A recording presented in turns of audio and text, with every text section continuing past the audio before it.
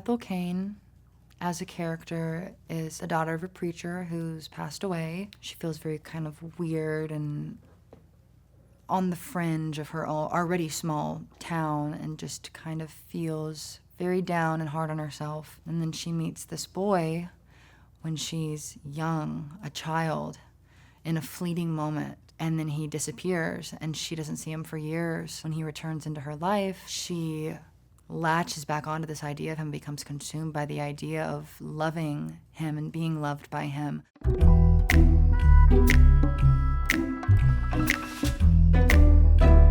I remember I had just moved in, my studio wasn't even set up, and I was looking out the window. I just put my lace curtains up, and it just felt so sweet and simple being back home, and everything was so green outside the window. And I just pulled out my guitar and made up this funky little tuning and started just kind of strumming along, and it just became this little sweet ditty that I wound up falling in love with. When I wrote the song, I originally wanted to call it Nettles because I had been running around the yard, and this was the first week that I moved to my house in Alabama, and I was running around barefoot, and I got dropped by this plant that was so painful and spiky, and it jabbed into my foot and I fell. I originally thought that it was nettles, but it was a thistle. This kind of spiky, painful plant that is beneficial and good and healthy for you, but also painful. And I thought that that was kind of a good metaphor for being someone who feels like you are difficult to be loved, but still craving to be loved. And so that's where the song got its name. We were in a race to grow up, yesterday through today till tomorrow. But when the plant blew up, a piece of shrapnel flew and slowed that part of you. There's this gas plant that was in my hometown that my mom always told me stories of. It was kind of down the road from where we lived, and it exploded when I was a kid. It kind of became this motif of like industrial accident, you know, this kind of scary thing that happened. The doctors gave you until the end of the night, but not till daylight, not till daylight. Time passes slower in the flicker of a hospital light.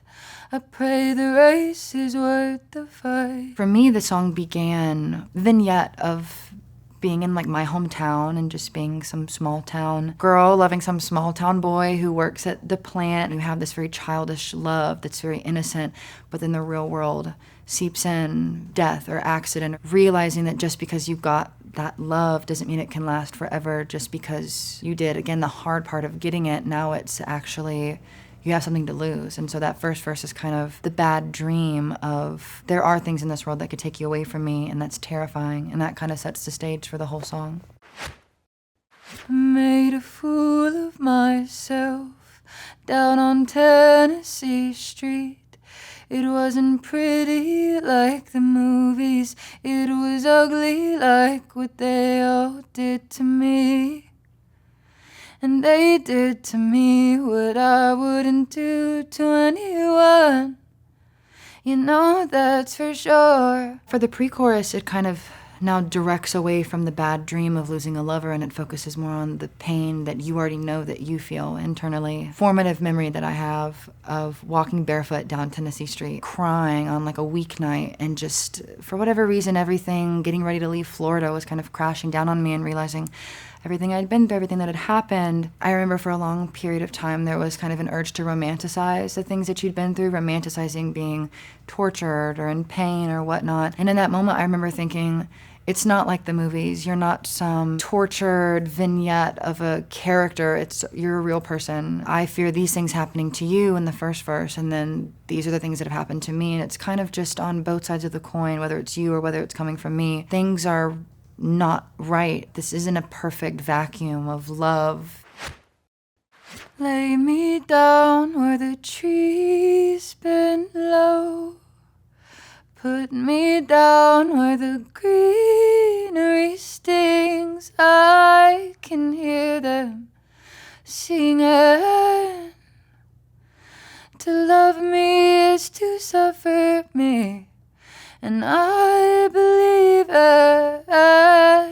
the whole song kind of flows in and out of reality and fantasy. Instead of laying me down amongst the flowers or, like a soft bed of grass, it's lay me down where the greenery stings. I can't hide this from you. I can't hide what I've been through. This is all gonna come out. She's kind of sympathizing with the Nettles and saying, I can hear them singing, to love me is to suffer me. It's like, to love me, to be here with me, and vice versa, to be with you, it's to suffer me, to suffer this time. When I lay with you in that old laying room, wishing I was the way you say that you are.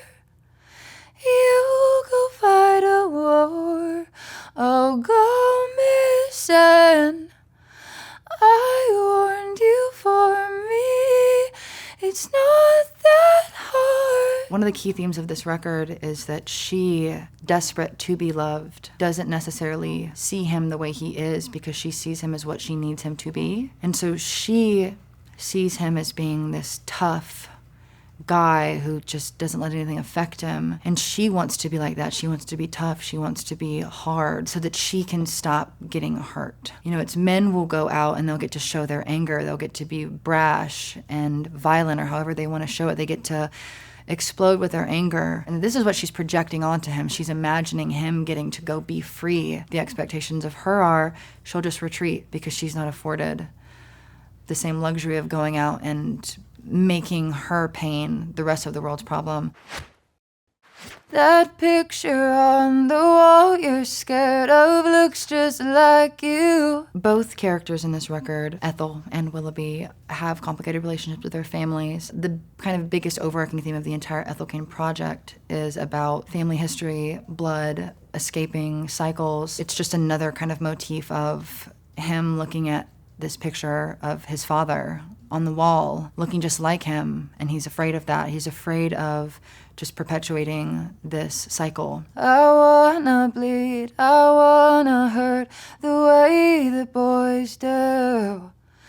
Maybe you're right, and we should stop watching the news.